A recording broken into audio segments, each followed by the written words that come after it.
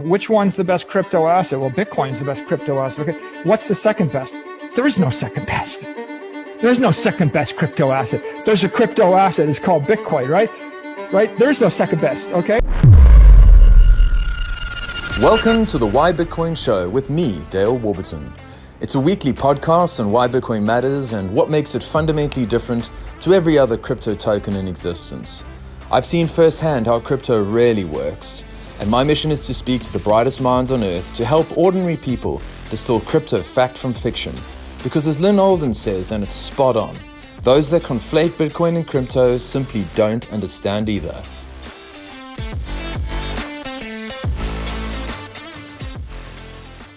All right, JP, welcome to the show. Great to be here. Yeah, super. Thanks so much for making the time. I look up to you as one of the sort of OGs in the Aussie Bitcoin space. I've been following you. Yeah, man, I've been following you for a long time. Well, as long as I've been in Bitcoin, which actually will be 3 years next month. It feels like a lifetime, but I think in your case it is 13 years or something to that effect. I wouldn't quite say that long. I better be careful about what I say too publicly or give too much away. But yeah, it's been a fair while. However, I say that knowing that when I got in, I was looking at very much at the people that were around in much the same way. It seemed like, wow, what did I miss out on? How early were these other guys? Damn, I'm kicking myself for being late. But yes, as Canute said over the weekend, we're all early. We are all early. Perhaps for the listeners' sake there, JP, if you could just give us a little brief intro as to kind of who you are, and then afterwards you can talk a little bit about your sort of Bitcoin journey. Obviously, my name's JP. I've been involved as, let's just say, I don't want to go too specific, but let's just say I've been involved in Bitcoin must be getting on for almost 10 years now. I suppose you could say I was one of the people that came in the class of 2013.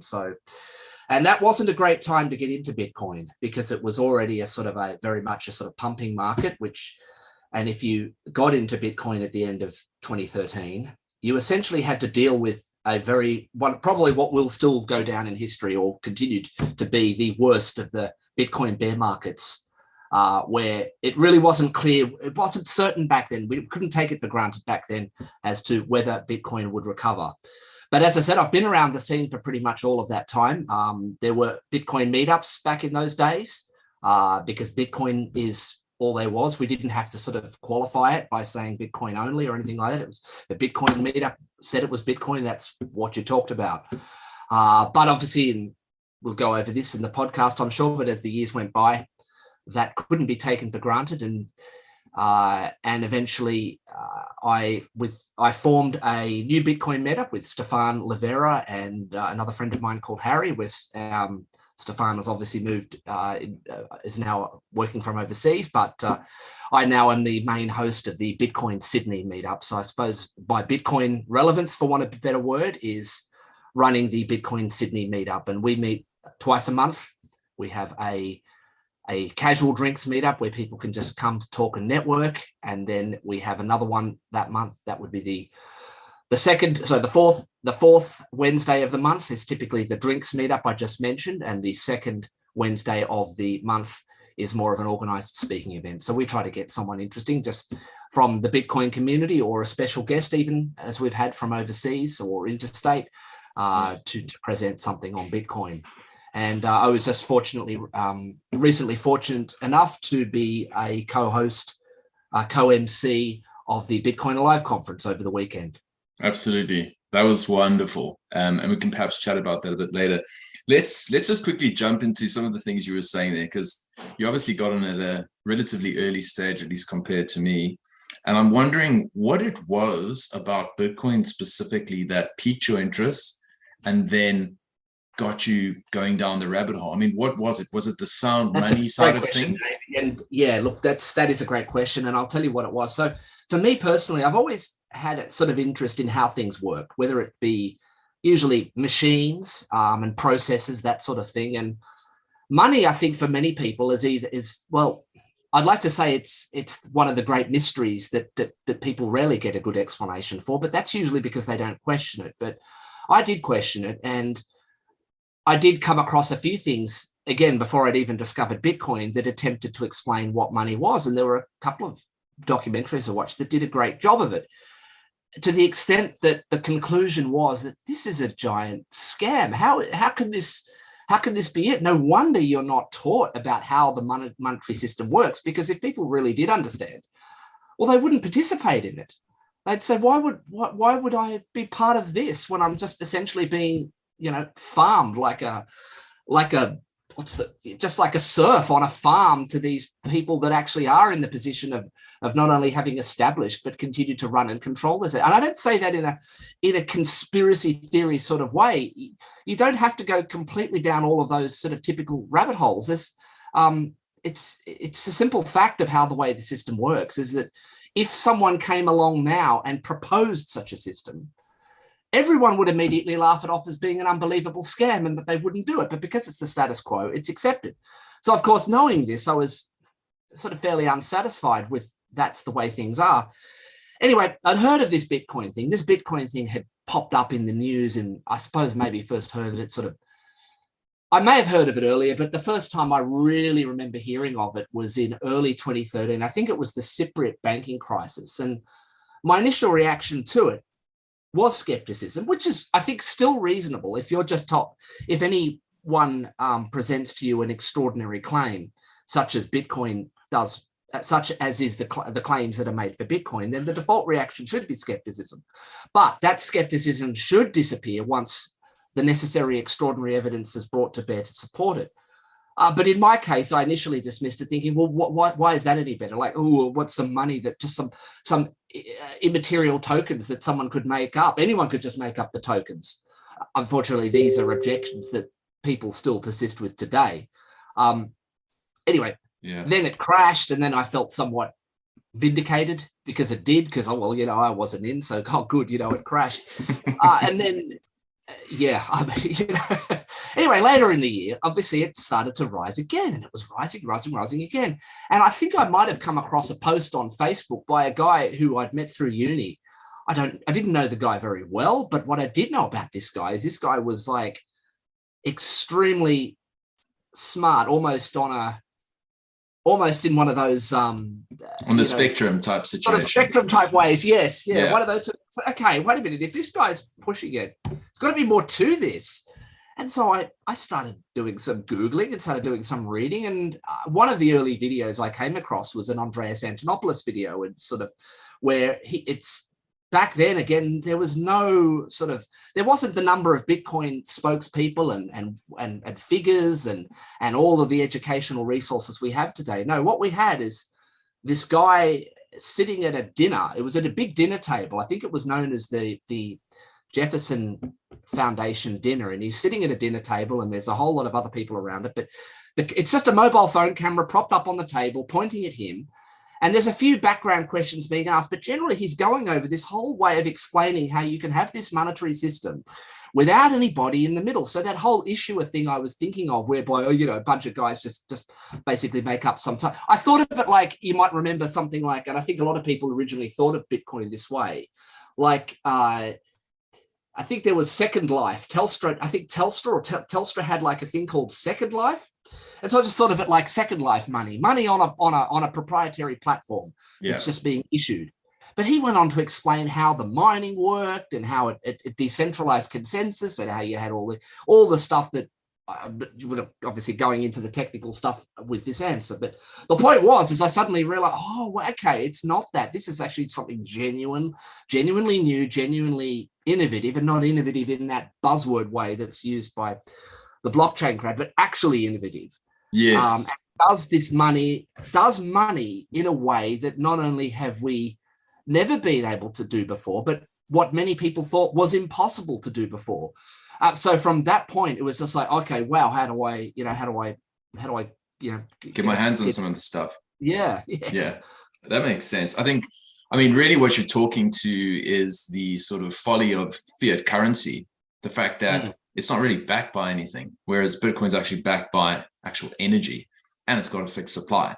And I think it was Henry Ford who said something along the lines of, and I'll butcher the quote, but if the ordinary person kind of knew how the banking system worked, there'd be riots in the street the next day. Riots in the street, because I think the average person just doesn't have the faintest clue that the money and the digits in their bank account, there's nothing there. There's nothing fake. There. And what's even more surprising is, given the role in which money plays in everyone's day-to-day life, I mean, there are a few things that factor into as many decisions as the monetary aspect.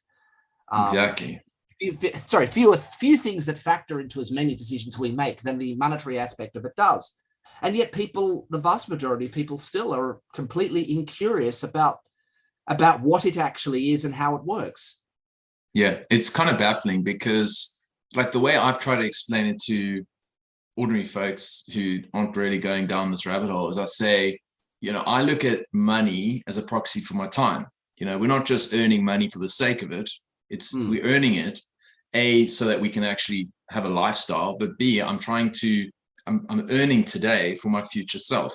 And I think the way that I'm looking at inflation then is to say that it's time theft. And I guess that's how a lot of Bitcoiners would look at it, and a lot of sound money advocates would look at it and say, if you've got a centralized authority that's effectively debasing the units that we use every day to exist and transact with each other, that's theft. And so let's store our energy in something that can't be debased. For sure, certainly, Dale. And it's more than theft, though, as well, in as much as that once upon a time, I mean, my grandparents I'm still, I guess, still old enough to have parents and grandparents that still had this idea that you should save up for what you wanted rather than putting it on credit. So this idea was still instilled in me that you would save money, and then the saved money would be used to buy the thing you wanted. But of course, if you tried to do that, even if the money wasn't being rated, and also if you did that, you would be rewarded for your deferral of gratification through the earning of interest. But of course, we haven't had that reward in any meaningful way for decades now. There's been very little interest paid on savings, certainly not enough to compensate you for the loss in purchasing power over time, and certainly not enough to make it worthwhile deferring your gratification. That's exactly the problem, isn't it? So I suppose the rational thing to do in a debt-based fiat Ponzi scheme is to take out debt, and to spend today, because the whole adage of sort of saving money for a rainy day, you're kind of thinking, well, that money's just like a melting ice cube.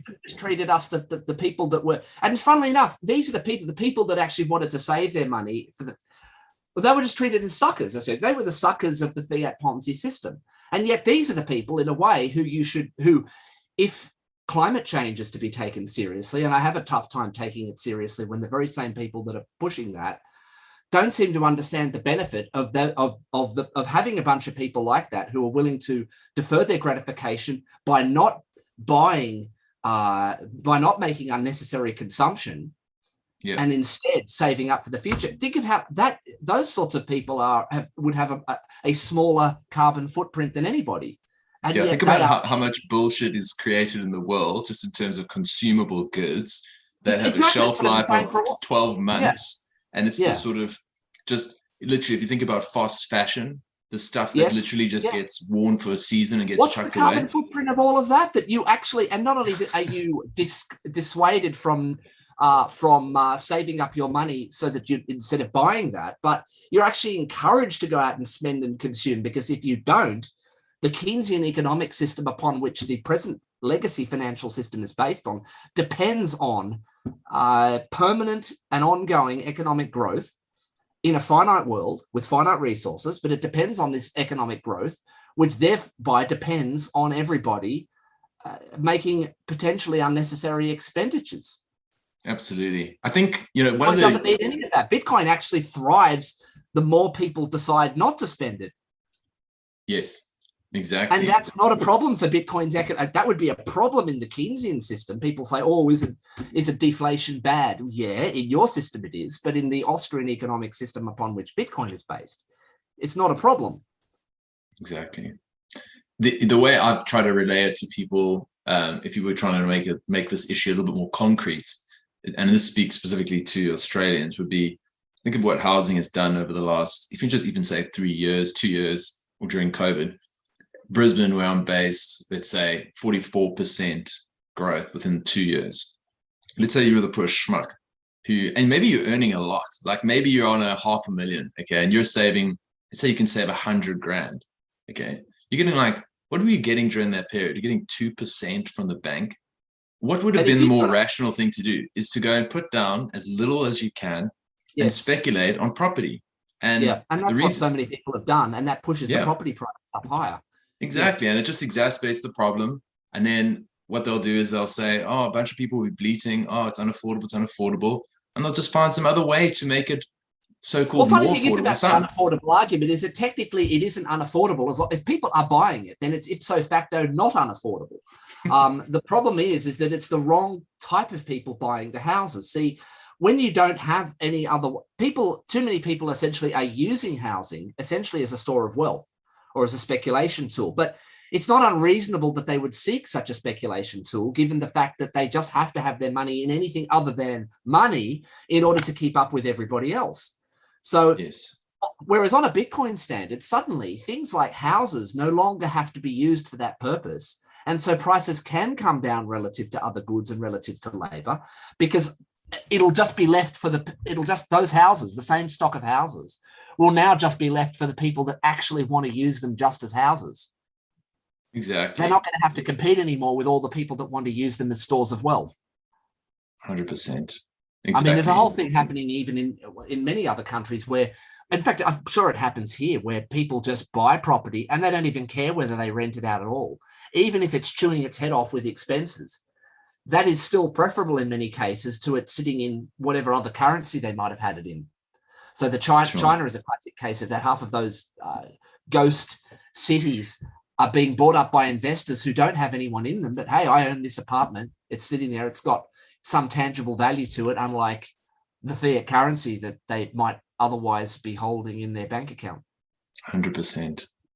So you've described quite eloquently all of these problems with fiat and how Bitcoin solves it. And I guess for you and I, you've probably spent tens of thousands of hours. Maybe I've just spent thousands of hours. I don't know how many, but I guess for somebody who's new, who's sort of like, here's what you're saying, dipping their toes in, they might be like, okay, there's something interesting there, but how do you explain Bitcoin? Like, how do you typically explain Bitcoin to beginners, that somebody who is walking into this kind of blindly? So I think the most fundamental thing to understand is not even necessarily Bitcoin, first of all, but just understanding what money is. Once you explain to people what money is, then you explain to them, okay, well, we can. And so I tend to sort of distill or summarize an explanation for what money is it's just a ledger. It's just essentially a way of recording in societies, particularly in societies where you go past, I think is it Dunbar? Which number is it? It's Dunbar's number. It's like 140. Dunbar's number. It is Dunbar's number, which is the number of interactions you can keep track of inside your head, or the number of close friends you can have, something like that. Yes. In a small society, you could possibly get away without a very sophisticated form of money, because you would almost be able to sort of keep a track of your obligations to each other inside your head. You'd remember, well, I did that guy that favor, he owes me this favor, and I've got this skill, I exchange for that skill. So sort of barter systems like that. tried to sort of argue that even that is a form of money. It's just that the ledger is kept inside everybody's head. It's just a ledger again of who owes who what favor.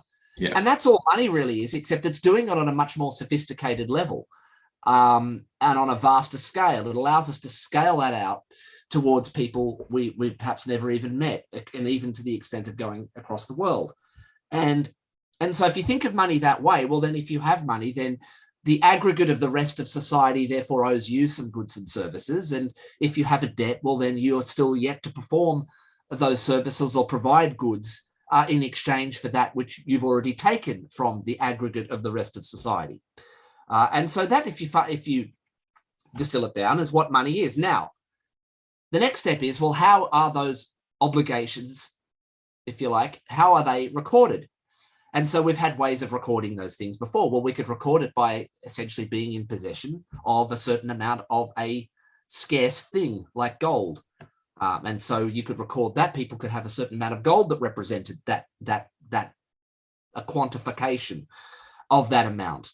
But again, that had its problems. That was cumbersome. And again, the history of money, one of the interesting things about the history of money is because that was cumbersome, people would no longer hold the gold, and they would instead deposit the gold with a money changer, which we would now call a bank, and you would be issued a certificate for the value of that gold. And so rather than cumbersomely trading the gold around, you could just trade in the certificates. But banks, of course, very soon realized that very few people ever went to recover their physical gold. So instead of doing that, they realized that, okay, if only 10% of people are bothering to get their gold, I could probably get away with printing, 8 or 10 times as many actual gold certificates that there is actual gold to represent it. As long as we don't get a bank run, I'm good. And so, but of course, occasionally there would be bank runs and the gold simply wasn't there to redeem everybody, and they would be dragged by their hair. These bankers would be dragged by their hair and hung in the streets of whatever medieval city they lived in. But that was fractional reserving was, of course, was a capital crime, and now it's part of the course. Now it's just the way banking is done. We accept it and take it for granted. But the reasons that will become apparent. Sorry, I just was going to say I had no idea it was a capital crime.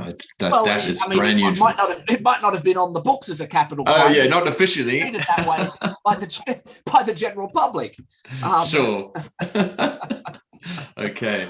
Sorry to interrupt there. I just had to say something there. Yeah. So that's what. Anyway, I think it's best to explain what money is first, and once you understand that it's just essentially a ledger of obligations, then you can think, all right, well, we've got this way of doing money, which is the fiat money system that we have now, where you have this ledger that's kept on a central bank's computer or a number of bank central computers, and they're just digits in a computer, and that those digits can be changed, and that certain groups of privileged people that are at the middle of the system can essentially just change the digits and create more of these amounts of money. And that it also comes into existence whenever people take out loans. So this idea that whenever you borrow a loan, that it's somehow borrowed from existing depositors is nonsense. The money doesn't exist. It's created into existence at the time that the loan is signed. And again, only banks have the privilege of being able to lend money at interest that they don't even own. So that's just some of the problems with the existing system. Now, imagine that you could have a system that came along and said, look, you can have all of the monetary properties of gold, which is, again, doesn't have those central parties, but without the cumbersome physicality of gold. And so now you've got the best of both worlds. Now you've got something that's digitally scarce. It can't be created. And most of all, I think this is a point that I was surprised to hear was surprising to other people. And that was the fact that Bitcoin has no CEO as such. It doesn't have a marketing department. It's not a company. It's not a business. It's not an entity of which has any center that anyone can get at and change and manipulate or take control of. It's really just a protocol like the internet, or rather more like TCP IP on the internet. Yes.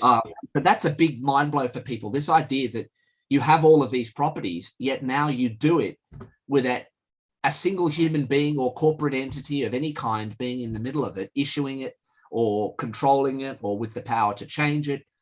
And that you have this not only immutability of the ledger itself in terms of, so that is, in other words, the transactions that are on this ledger are unchangeable and fixed and uncensorable, but also the monetary policy. In other words, the limitation that the fact that there will only be 21 million Bitcoin, that is immutable as well. Unlike, well, I'm sure we'll get to this topic, but unlike other things that have tried to certain write C words. Yeah, exactly. Yeah, I think you've described so well so many of the things that I took quite a long time to put the pieces together.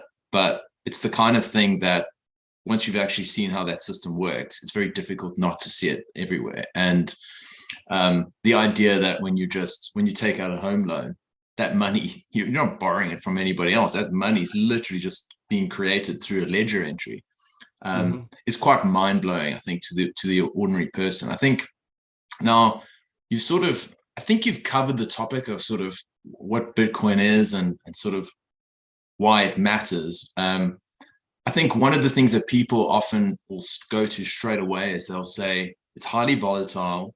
People, I guess you're calling it money, but if I've got an Aussie dollar, my Aussie dollar in a week, in a month, in a year, sure, I might be able to buy, call it 10% less goods and services, but it's fundamentally far less volatile than Bitcoin. I mean, how do you explain the volatility side of things? Yeah, so there's a few things to unpack there. So first of all, yeah, look, the volatility side. I mean, I could always give you the rather bland answer that 1 Bitcoin equals 1 Bitcoin, but I don't think that's a very satisfying answer for new people coming in. Yes, it's volatile, but of course that's because we are still in a transitional stage of going between a fiat standard and a Bitcoin standard. And that overall, if you are concerned, it is volatile generally upwards, at least over 4-year timescale. So I say to people at this point, still consider it long-term savings. Yes, there are places you can spend it, and there are more and more tools coming online that make it easier to spend. But where we're at now is we're essentially still in the land grab phase. You've got this system whereby there's only 21 million, or rather 2.1 quadrillion subunits called Satoshis. I add that because that's also a concern for people. They'll also say, I can't afford a Bitcoin. Bitcoin's too expensive now. So it's also necessary to explain to them that that's just an arbitrary amount of Bitcoin. A Bitcoin is actually a 200. What is it? 100 million. Sorry, it's 100 million Satoshis. Yes, and so therefore the total number of actual subunits in Bitcoin is 2.1 quadrillion. That's where I was going with the 2.1. Yeah, and of course they're even divisible further on the Lightning Network. But let's not get bogged down in that right now. Yeah. The point is that there's 2.1 million, so 2.1 quadrillion subunits, and that is it. And in fact, there's a certain number of those that have a good chunk of those that have already been lost. So what you're getting therefore is any Bitcoin that you can, as much Bitcoin as you can acquire now, is going to be a fixed percentage of what I believe and what many of us believe is going to be the next standard, the next monetary standard of the world. It's like buying a piece of land on Manhattan, whatever the island was called before it was known as Manhattan. Mm-hmm. And either one day that island is going to be New York, or it's going to be, Birdshit Island or something like that. Yes. And I think it's an asymmetric bet as to which way that's going to go. I think at this point, it's very unlikely that it's going to all turn back into an overmined, an overexploited and dead phosphate source, or it's going to be the financial asset, the what's the word? The world reserve currency, basically. And I think there's reason to think about how that can end up being it can be the world reserve currency. And so you're going for a fixed share of that, and there's not going to be any more. And so spending it at this point is like, there's nothing else that's going to reward your deferral of gratification more right now than having a chunk of this future monetary system. Absolutely. And I don't say that like in a Ponzi scheme type where people often say, oh, isn't that like, no, because like the people that are buying this don't have the view, or some people might, but generally the view here is they're buying it and that's it. This is their money now. They're not buying it so that they can just go and dump it on you later on for more fiat or some other type of thing. It's like, this is what they're actually selling their inferior money for a superior form of money. And that's the end. Now, they might well spend it as they would spend any other kind of money, but this is where they're now permanently forever going to be keeping their savings. Absolutely. There were a couple of other points I think that you did ask me on, but I think you've addressed them. And I think the idea of talking to people about it as a form of long-term savings makes perfect sense. I've often used, saying, look, if you're not going to be holding for 4 years, you're probably a trader, and most people who trade are losing. So the idea has here, that long-term view, that low time preferences. I can't remember who's been coining that term, but Yes, exactly. And so that is the way to deal with the volatility from my perspective, frankly. No one has ever been like, if you could have that kind of outlook over that range, well, the volatility never mattered. If the price goes down, then you're going to be able to get more of it, more of this finite thing, because one way of handling that volatility is to dollar cost average into Bitcoin. Now, there's various views on that. But the people that were dollar cost averaging, if they had been dollar cost averaging from the very top of whichever it was, I think it was 69,000 US dollars, or it was about 90 something thousand Australian at the time, and they had just kept dollar cost averaging, they were already up fiat wise, I must add, on what they'd put in months back. Yeah. Certainly they are now. Because they had at least a good 6 months to accumulate at much lower prices and average that out. And, no one has ever, even if they just bought at the top and never bought anymore, no one's ever been down on their purchasing power after, 2.5 to 3 years at most. I think that's the maximum, like worst case scenario after 14 years that anyone could have been underwater. Yeah. And then, of course, they've been very rapidly propelled above the water. Yeah. From there. So, the volatility should be not a concern if you think of it in that way. Yeah. If you look at a chart, roughly speaking, since inception, it's been more or less like 3 years up, 1 year down. 3 years up, 1 year down. And that's the kind of trend we've seen. You got like one really sort of banger year, then you have a sort of a down year, and then a flat year, and then another year it takes to sort of, like, we're in the year now, I think, where we're sort of flat sideways, maybe up towards the old all-time high. Yeah.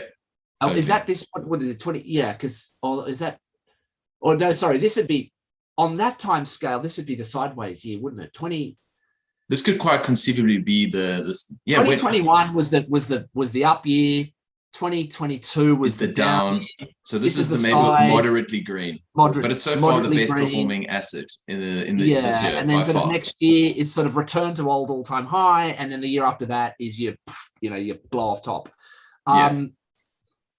There's a good chance, though, that given how predictable that pattern is getting, why would you wait? Yeah. If everyone start, like, it becomes a self-fulfilling prophecy. If people start to see that that's the predictable pattern, and there are actually logical reasons as to why Bitcoin does adhere to that pattern, due to something called the block reward halving, which I'm not sure how advanced your listeners are on understanding what that is, but suffice it to say that the Bitcoin issuance schedule cuts in half every 4 years. So there's now only half as much new Bitcoin being produced, being minted by miners every 4 years, and that gets due to be cut in half in just over, or just about a year from now. And so that supply shock in itself is a big component in a rising price later on. Totally. All right, so let's shift gears to talk a little bit about your bugbear, the C word. Crypto. I know that you and I chatted a little bit about this, and I suppose, as a broad mental framework, how do you distinguish between Bitcoin and every other token? All right, a lot of distinctions. So Satoshi himself, or even in bitcointalk.org forums, that was an early forum where a lot of discussion was had before the conversation moved to things like Reddit and Twitter and so forth. Anyway, he said these posts are still there, that, look, once I invent this thing and once it's out there and shown to work and people have adopted it, there's going to be a whole bunch of people that are going to come along and try to create their own copy of it, or perhaps with variations and that sort of thing, in order to claim that there's some point of difference that you should buy their token.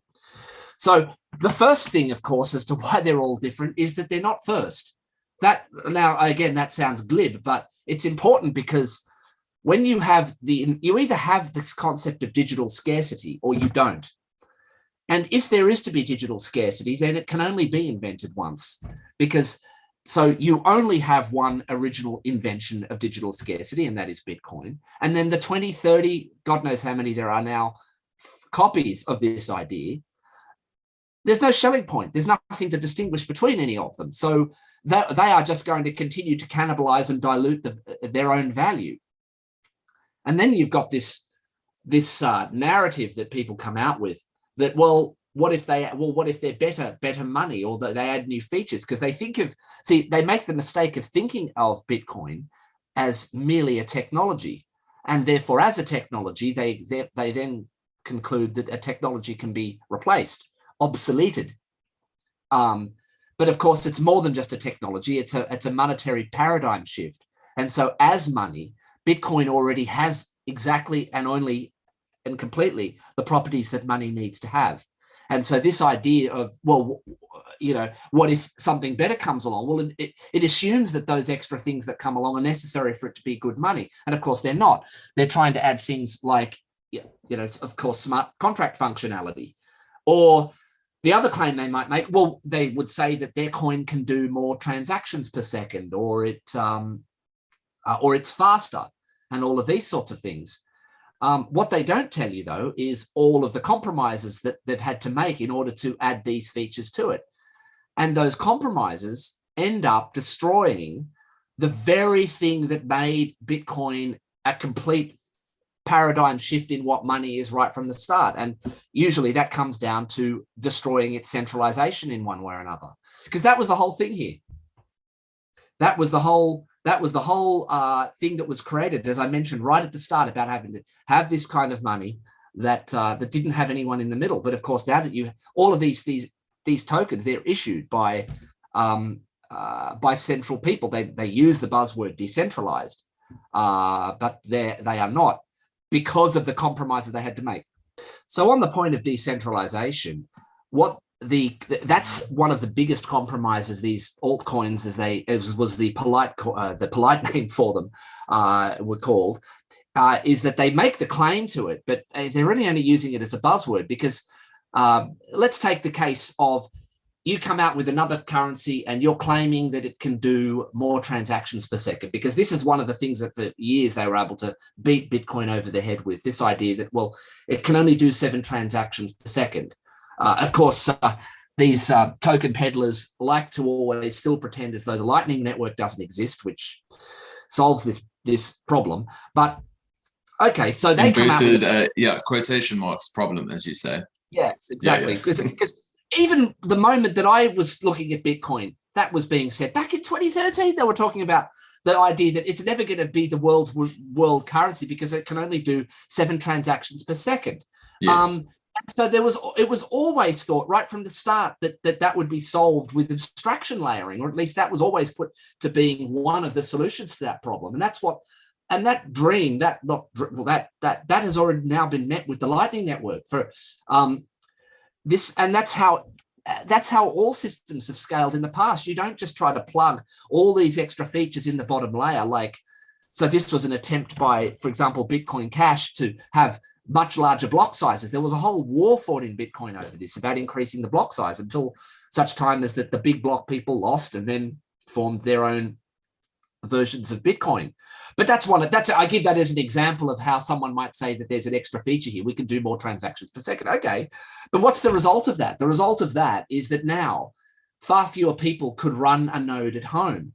And that if you decide to scale that way, just by, I'm just going to make the blocks bigger so that we can have more transactions per second, before you know it, you've only got Amazon-style data centers being able to act as nodes. And then you're not decentralized anymore. And so what does that mean? Well, that was the whole thing that was invented here, to get away from that kind of centralization. And so that was staunchly resisted, any move to increase the block size, because once you've increased the block size once, then there's nothing to really, you've set that precedent. There's nothing to stop it from just being used as a quick and dirty way of gaining more transaction capacity on into the future. You had no incentive to develop more innovative methods, such as the Lightning Network itself, which now means that on a second layer above Bitcoin, you can have thousands of transactions, maybe hundreds of thousands of transactions going back and forth for every one transaction that actually settles on that main blockchain and uses up the 7, or I think it's actually now, again, through other optimizations like segregated witness, something like maybe 13 or 14 transactions per second. But the point is that for every one of these so-called improvements that are made, there is a compromise somewhere else. The other one is like, okay, well, what if we could do all this other stuff on it, like smart contracts. So that's Ethereum's thing. But what did it turn out all those smart contracts were being used for? They were just ending up being used, as Saif Dean eloquently puts it, Ethereum is the mother arsehole from which the shitcoins are shat. I think put it someone like that. From whence all shitcoins are sprung, something to that effect. That's yeah. right, from which the shitcoins spring, yes. And that's right. All you were able to do is just create more and more Ponzi schemes, because ultimately, whenever these things have to integrate somewhere along the line in order to do something actually that's a positive good, rather than just redistributing money from one Ponzi scheme bag holder to another, is that you had to somehow connect back with the real world. And then you needed things called oracles, which were just essentially trusted central parties that told you what the state of something in the real world was.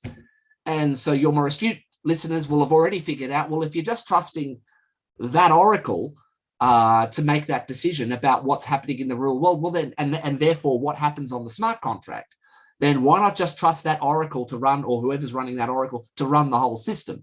And so again, the decentralization is lost. Even Ethereum itself, they were trying to be a better monetary system by saying, well, now we've got an even lower issuance schedule. With ultrasound money. Yeah, or ultrasound money, yeah. But of course, as easily as they could change their monetary policy to do that, well, as easily as someone in the future could decide to change it back. It's not an immutable monetary policy. And none of these things are, none of these other blockchain, so-called blockchain platforms are, because they are run by third parties that have an inordinate amount of control over that system. Bitcoin doesn't have that. Now, people might hit back with, what about Bitcoin Core and all that sort of thing? Bitcoin Core is just but one particular implementation of the Bitcoin client. There are other implementations that people are free to use. If they don't like if Bitcoin Core couldn't make a change to Bitcoin's monetary policy any more than anybody else can, and if they did, and that policy, for example, said, oh, let's increase the supply because of XYZ, because we have such a distributed and decentralized collection of node runners all over the world, well, it would not be in the interests of the tens of thousands of people running those nodes to upgrade the software to that change. Now, how many people, for example, are running in Ethereum? How many people are running nodes from any of these other tokens, any of these other systems, the tens of thousands of them? Very few people. In fact, most of them only exist as tokens on an exchange. Okay. No one is actually really directly interacting with any of their blockchains. You need 32 ETH to run a node or to become a validator. I mean, that's just the beginning. And you think to yourself, so, I mean, and the whole system of proof of stake is the bigger your stake, the more rewards you get. And you go like, isn't this exactly what we have today? I mean, what are you fixing? Yeah, you're not fixing anything. Well, I mean, and of course, that's the other thing. These things have always been solutions looking for problems to solve. That brings me to the next thing, this idea of blockchain. So I want to make a distinction here. Obviously, you've got your shit coins. They're just people that are flat out just trying to create tokens that they push forward as money. And they make certain claims. You see the shitfluencers. That's what we call the influencers. Yes. I mean, these guys are, not one of them is an honest person. They'll claim to something. I mean, there's varying degrees of their dishonesty, but ultimately they are beset by huge conflicts of interest. They're insiders. They're either paid for their endorsements or for mentioning the coins right off the bat, or at the very least paid in an allocation of the token, which completely conflicts their interest in promoting them and saying nice things about them to their audiences. In fact, many of them, even their price schedule is public information. And then they say not financial advice. Well, you are giving financial advice. It is financial advice. You can't give essentially what is financial advice and then just somehow erase all of that by then saying not financial advice. Anyway, not to go too far down there. So let's focus on the blockchain piece. So some people will say to you, I'm with you. I'm with you, JP. Yeah, but what about supply chains?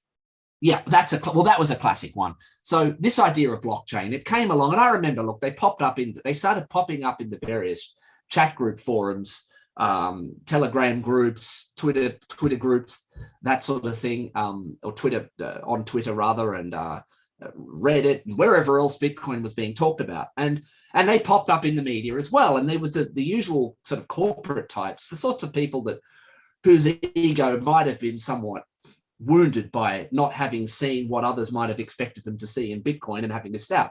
And so they came along and said, "Oh, look, this Bitcoin thing, this currency, that's not very interesting. We don't need that pesky currency. But the technology behind Bitcoin, that's interesting." And so what they mean by that is particularly the blockchain technology. So the blockchain technology underlying Bitcoin, that's where there might be something we could do with that. And so they sought to separate the blockchain component from Bitcoin and just use that on its own. Now, what's a blockchain, you might ask? Blockchain, it's really nothing more than an idiosyncratic data structure. It's what or might be more technically described as an append-only database, a database whereby you have data, and the only thing you can do is add more data to the end of it. You can't change anything. Well, you're not supposed to be able to change anything further deeper in the chain, but of course you can, and I'll get to that in a minute. But the point is that these guys all came along, these sort of corporate types came along and thought about how they might be able to exploit blockchain for commercial purposes without the pesky Bitcoin currency. What very few of them seem to be aware of, though, and because I've had this conversation with them, is that blockchain as a concept, as a data structure, has existed since 1991 or 1992. It was first proposed in a academic paper by a couple of guys, Harbour and Stornetta, way back then, and essentially on its own found no practical applications. Its first practical application was Bitcoin, but Bitcoin wasn't just bringing blockchain into the party. It was bringing blockchain. It was bringing Adam Back's proof of work. It was bringing various forms of cryptography and a bunch of other technology. There's a great graphic out there somewhere, which I'm sure that you'll be able to find, that shows just the sheer number of different components that came together to finally make Bitcoin and make the dream of a completely decentralized form of money a reality. And so this was decades worth of different components that came together, of which blockchain was but one. But now all of a sudden, now that it finally found a use case, these people think that now, like, oh, we're going to take it back out of Bitcoin again and think that it's useful. But of course, it isn't useful without proof of work, because without the proof of work, there's nothing to stop you from editing a block in the chain from at a much earlier point in time, and then just rewriting all of the blocks on top to match. The proof of work is what makes it extremely difficult to edit anything further back in time and rewrite all the blocks on top. That proof of work, by the way, that many of these same people are trying to tell you is unnecessary and harming the environment.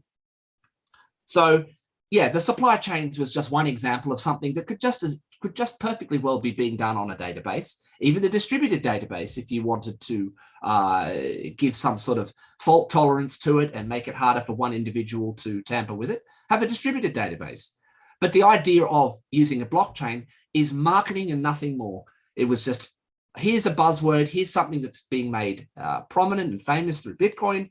And so there was an opportunity for all sorts of snake oil peddlers and grifters and marketeers to come on board and push this thing. They even disastrously managed to push it onto the ASX to move their trading system onto a blockchain, and it failed miserably. Now, when I say failed miserably, it only failed from the point of view of the ASX. It didn't fail from the point of view of the legions of consultants and blockchain consultants and digital assets consultants and various other snake oil salesmen and parasites who were all in for they all got their share of that $250 million. So it was a boon for those guys, very successful. And most of these guys, when you talk to them, they'll tell you they'll almost tell you in a wink, nudge, sign of way that they know that they're on a hiding to nothing, but they've got to play the game. This is the game. You see, all the big fiat game that they're playing. So a lot of them have, when you talk to them on the quiet, will admit it. Yeah, but it's almost like the ESG game, isn't it? It's kind of like the people playing it sort of know they're paying lip service to it more often than not, and they don't really give a shit. Exactly. Yeah. And they say they like Bitcoin, but they'll never talk about it, and kind of prefer that I'm kind of come around to the idea that I prefer these people not talk about Bitcoin. Just leave it to the Bitcoiners, I think, because I think these people are bringing discredit to Bitcoin in a way, because this stuff, with their continued failures, as Bitcoiners, or Bitcoin, I think, suffers too much already from the conflation of these stupid dead-end ideas with something that is anything but that. We're already having to face the uphill battle of continually having to deconflate every one of these failures from Bitcoin. 100%. Yeah, and unfortunately, to the untrained eye, as it were, people tend to conflate the two, and we're sort of constantly up against it. That's the education, and unfortunately, the people that are doing this conflation, these are the people that have the ear of government, and they get the slots they get the slots in the media to talk about this stuff. So the media still uses that stupid word, meaningless word, crypto, to describe this entire scene, when that's not how it is at all. You've got crypto, you've seen that sort of that meme. This is what the public thinks, right? They think of crypto as this big balloon, and then Bitcoin is a little balloon inside that, little circle inside that, where it's not like that at all. You got crypto, which is an infinitely expanding potential bubble of things, all diluting one another, just like the fiat system is already doing to your money. Yeah. For example, I don't think Ethereum will ever reclaim its all-time high against Bitcoin like it did in 2017. Because since that came along, more of its narratives continue to get debunked and knocked over and fail. And then there are more and more smart contract blockchains coming out because they decided to compete on that technology level. Well, then they are genuinely at risk of being replaced by better smart contract blockchains, and more and more of them that continue to dilute the market for smart contract blockchains. Whereas there's still only one Bitcoin. That bubble remains, that's 21 million. And so the bigger that economy gets, the more valuable everybody's share, in other words, how many Bitcoin you have, of everybody's share of that economy becomes more valuable. That doesn't happen. Crypto is a separate thing that's just going to continue to inflate and cannibalize itself, and continue to be. Look, there probably will be another irrational blow up of those things, but the risks are not worth it. And again, whatever money you get in, whatever money people think that they've made in that, it's just a loan, because it all gets given back to the system when it all comes crashing down again. These things will just continue to pump and dump as the Ponzi schemes they are. The shitfluencers, as I mentioned before, they like to use this term you might have heard called, use cases is a buzzword, but good projects. That's it. The good project narrative. Might have heard certain ones, and it's not all shit coins. There are some good projects. Good voice. Okay. Yeah, that's what it is. The good project. Okay, let's break down. No one cares what the project is. You can have the best project in the world. At the end of the day, no one cares. It's just a narrative. It's a narrative. It's a red herring that gives plausible deniability for what is ultimately a Ponzi scheme, because no one cares what the thing can do. All they care about is what they can buy it for, and then what they can dump it back on the market for to get either more Bitcoin or more fiat. And that's distinctly different to Bitcoin. Yes, there are some people who use Bitcoin that way because they don't understand it. But for the millions of actual people around the world that understand Bitcoin and are using it as their savings, this is their permanent money now. They're not using it to buy and sell to get either more of some other crypto or more fiat. I don't think there's anyone who gets more riled up about crypto than me, and I think it might be you, because you've perhaps had you've had to deal with it for far longer. But I think, kind of to your point, and just sort of winding down now, I thought, there is a narrative that, sure, there might be another so-called bull run in crypto, if you like, but I think there's also a sort of non-zero possibility that we'll never see another crypto bull run, because they're going to get regulated into the ground. And not only that, but you've also got the fact of, as you described, because Ethereum is doing what Luke Groman has called, with regards to what the Fed's doing, riding a horse with two asses. You basically have tried to become ultrasound money and you've tried to become the sort of fastest transaction layer. You've tried to become the smart contract layer of the world. You didn't pick a lane. It's all centered around greed and the token value. And every single design decision has been about how do we get number go up. And I think that when it comes to crypto, the collapse could be slow, it could be rapid, it could happen in any number of ways. But I think for the average person, the more they just focus on the signal that we call Bitcoin, and they just ignore the Ponzi's, the games, you know, the silliness of crypto that doesn't solve a single problem to date. There's not an actual problem that it actually solves. And so from that perspective, I remain really hopeful over the long run, but in the short term, you're going to continue to see endless amounts of silly buggers, and that's just the nature of the game. I don't think any of these things, certainly the ones that have existed so far, they get their one big pump against Bitcoin. So again, these things all follow the typical 4-year-long Bitcoin halving cycle I mentioned earlier in the pod. They're all led by Bitcoin's rise, and so far none of them, to my knowledge, they've had the biggest pump they all had. Certainly the ones that existed back then was 2017. The last bull run, they didn't do as well against Bitcoin, and I think they're going to do even less well the third time round. The pumps are always hardest the first time because that's when they've got the most to do it. But you mentioned another interesting angle, and that is this one of regulation. And Gary Gensler himself has come out and said, look, all of these other things are securities, and they fit the definition of a security, especially Ethereum that you've mentioned so far in terms of as a horse with two asses, as you mentioned. It has all of the properties of a security, and its promoters are on video admitting that how they're selling it to the public, how it's being marketed, everything that gives it the properties as a security. Completely different way than the way in which Bitcoin was distributed, which was a completely fair distribution, unlike Ethereum with its 70% distribution. But nonetheless, as a security, this is why you've got the blockchain crowd so vigorously trying to get regulation. Bitcoin's not interested in regulation. It doesn't need regulation because it's not a security. It's not a security from the outset, it's just a commodity money. And so there's nothing there to regulate. And to the extent that it's regulated, its own algorithm regulates it. That's it. On the other hand, if you are knowingly a security, the people that are pushing this stuff, the blockchain lobby that are pushing this stuff, what they're really asking for is you might have heard of them asking for, they want a regulatory safe haven. So what they're really looking for, they're not looking for actually any new regulations that helps regulate what they're doing.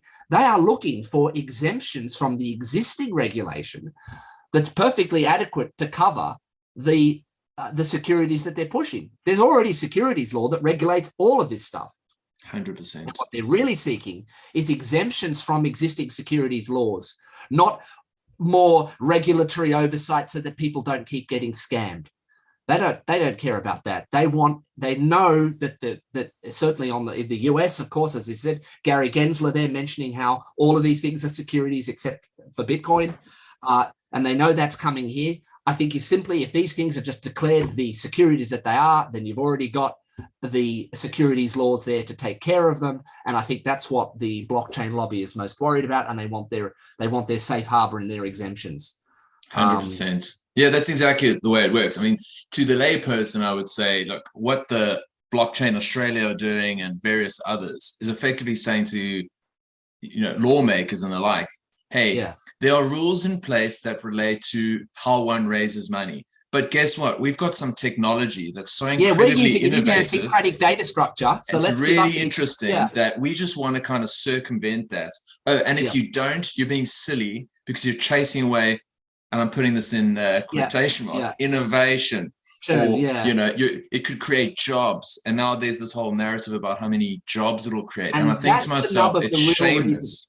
Yeah, that's the nub of the real reason why they're trying to embrace blockchain, because it gives them that innovation that they can claim to have, so that they can essentially indulge in what would otherwise, what's still essentially, once we understand and see through the bullshit that these things are just securities, are essentially illegal capital raisings. That's all it is. I mean, I come from a property background, and I'll say to people, here's an example. Let's say I'm an entrepreneur. I want to create $100 million property fund. What do you think I have to do? How many regulatory hurdles do you think I will have to jump through to actually go and get that done? But do you know what I can do? I can put it on a blockchain. I can raise $100 million within I'm innovating, with the right crowd, with the right publicity, the right marketing, the right PR agencies. I've seen this all happen, and I could raise it. And in that way, I can raise it globally. And guess what? I didn't have to disclose how much I have. I didn't have to disclose like what the rules of the game are.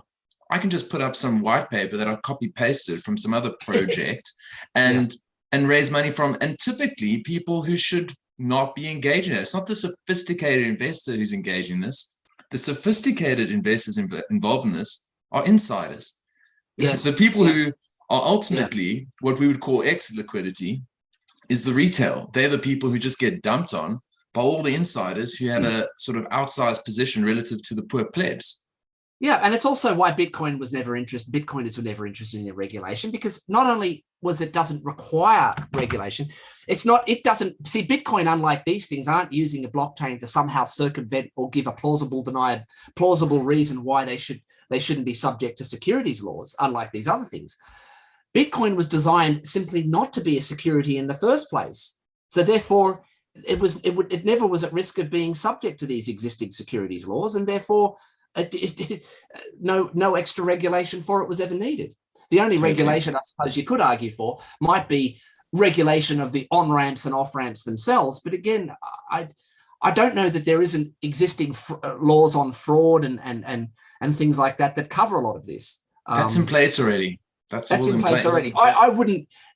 I could be willing to entertain, though there could be an argument for sort of some tightening up of rules and things around exchanges, maybe, but that's not my area and I won't comment on that. But this idea that sort of blockchain and the whole sort of all these other things need regulation, that's all about, as I said, just carving out exemptions so that people can use the plausible deniability of using a idiosyncratic data structure to get an exemption from it all. So to enrich themselves at the end of the day. And to ultimately enrich themselves and just do what they've always been doing since security laws were created in the first place, which resulted from the calamities of the Depression.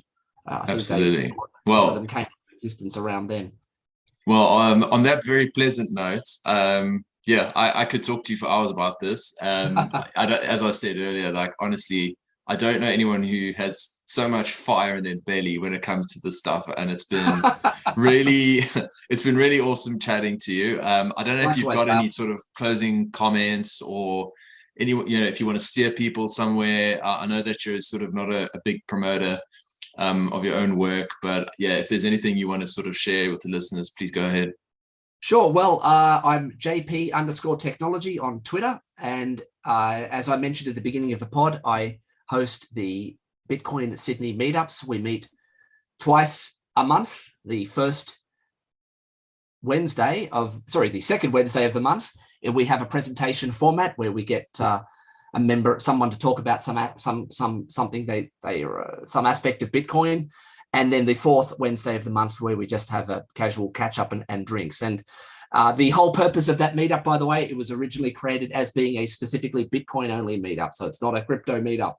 It's strictly Bitcoin only. I think we were one of the first, certainly I think the first explicitly Bitcoin only meetup in Australia, which again emerged after the diarrhea of shitcoinery we went in 2017. And one of the earlier ones in the world that's Bitcoin only, because as I said, for a while there, everything turned into being all the Bitcoin things they were turned into crypto and blockchain. Yes. So so we've been steadfastly Bitcoin only.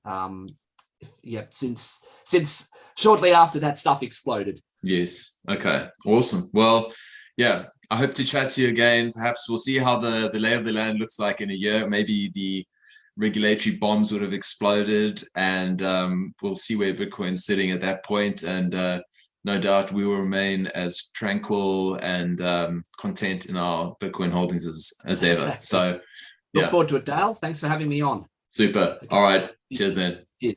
Bye-bye.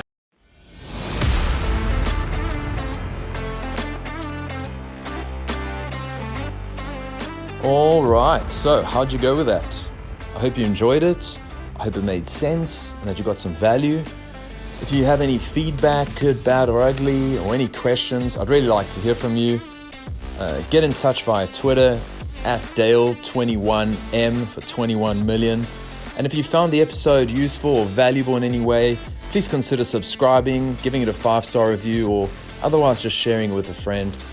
I've said it before and I'll say it again, I'm not here to tell you what to invest in. I'm simply here to make sure that if you're going to invest in crypto outside of Bitcoin, that you do so with your eyes wide open. Much love, friends. Appreciate you all, and I'll see you again soon. Cheers.